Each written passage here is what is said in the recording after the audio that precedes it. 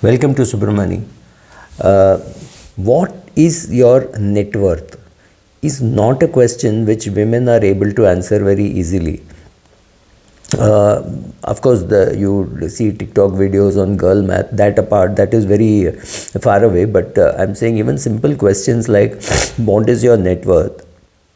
I think more men may be able to answer that question better than women, and I'm not including women in financial services. Women in financial services, those who have done CA, those who have done MBA in finance, or things like that, are if you exclude them, let's say doctors, many of them have not even heard the word, right? And somewhere between net worth and self worth there is a real confusion.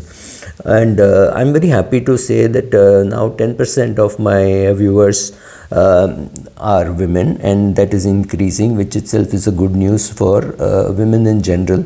I'll do more women oriented videos, hopefully, so that more and more women get up, wake up, smell the coffee and know whether they are being cheated by their husbands. It's not that all husbands are out to cheat, but if your husband won't answer simple questions like, when can we retire, how much money do we have, why do you buy this mutual fund, etc., I think it's a very good start for you to make. And not many husbands are going to cheat, right? 99% of husbands will not cheat, but that 1% you should be careful. But same is true even for men. Maybe 1% of women also cheat. There's no gender thing in who will cheat whom. But asking questions is a responsible thing to do, right? So sit down with your husband, with your children, maybe children over 12, 13, 14, and then sit and ask all those questions. So first of all, step away from the old baggage of saying, oh, I don't understand finance, my father used to do, my brother used to do, my husband does, my son does, right? Very many women have this thing of saying money management is a gender thing, I do the cooking and my husband does all the money management things, right?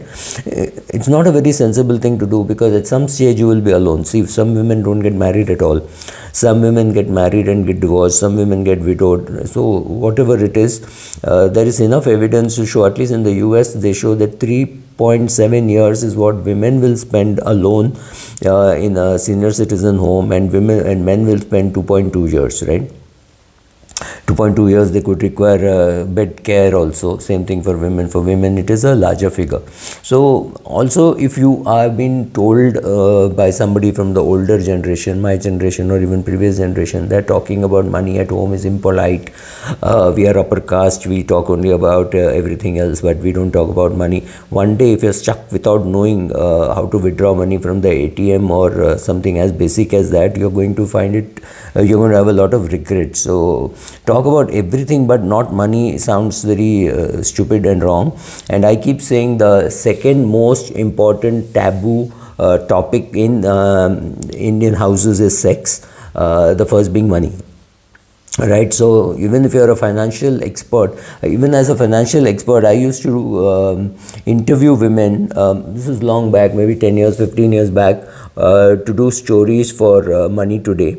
On how they manage their money, and it was always the men who would do the talking, not the women. And when we tried to get some film actresses, two of them said, look, my finances are a mess, and if right now I know it, if I do an interview everybody will know it, so therefore I will not talk about my money, right? Both of them are single women now, both married, divorced, one has kids, one doesn't have kids. I'm obviously not naming them, but they were in the financial mess. In fact, one of them said, oh, I have adequate life insurance. Makes no sense, right? If there's nobody dependent on them, she should not have had medical insurance. But we didn't pursue the matter further, and there we left it as it is, and said, oh, that's okay, we will talk about it later. Women have, actually a lot of women have gotten in their own way by not talking about money as a kid with their fathers, and then with their brothers, or then with their husbands. They don't talk about money. In fact, women, I don't know how many women talk about investing with their friends. Men do. right? Men talk about mutual funds. They may be right, they may be wrong, but at least they bring up the topic. I'm not sure about whether women bring up investing as a topic. I mean, they may bring up something else as a topic. They may even bring vacation. They may bring up housing, because all this is anyway connected to finance. But how is the vacation being funded? How the second house is going to be funded, or how the bigger house or the second car is going to be funded? I do not know whether they talk about it. In fact, in the US surveys, they say in an Intuit survey, they said 47% of men say they have enough savings to cover 3 months of expenses, but only 37% of women say they have enough savings, right? So, knowing how much money they have in case they lose their job, or in case of something else, in case of unemployment for some reasons other than losing of job, loss of income for whatever reasons, or some big major expense. I think this will take a toll on your physical and mental health, right? So somewhere you are going to be stressed, which is going to take a toll on your physical health. Then you may also have to step in and manage your parents' finances. What happens if you are a single child and you don't talk money at all with your father? Suddenly one day your father has got dementia, he's got some other physical, mental problems, and he's unable to manage the money. Who is going to manage your father's money, right? So you think he's managed, and then you find that he's made a mess of it. There are no nominations, etc., etc. At least you should know what to look for in your parents' finances the time when your parents need it. Let's say your father is dead and your mother knows nothing about managing money. Whom are you going to outsource it to, right? Let's say you are a married woman and you don't want to ask your husband how to manage, or you're not sure about your husband's fund management skills. I think it's something which you should learn on your own. It's one of the basic skills. It's like I keep saying, men should learn cooking. Just get into the kitchen and see what is to be done. It's not some great voodoo that you can't do, right? You can do that. The bad news is the amount of women demonstrating that their ability to manage money is good is actually not increasing fast enough as the number of women seeking jobs in the market. This can mean that employees on an average might be spending more money on taxation and less money sensibly, and not using the tax benefits, etc. Tax benefit is not restricted to just ATC and ATD and things like that. Those are gone. Under the new regime, they don't even matter.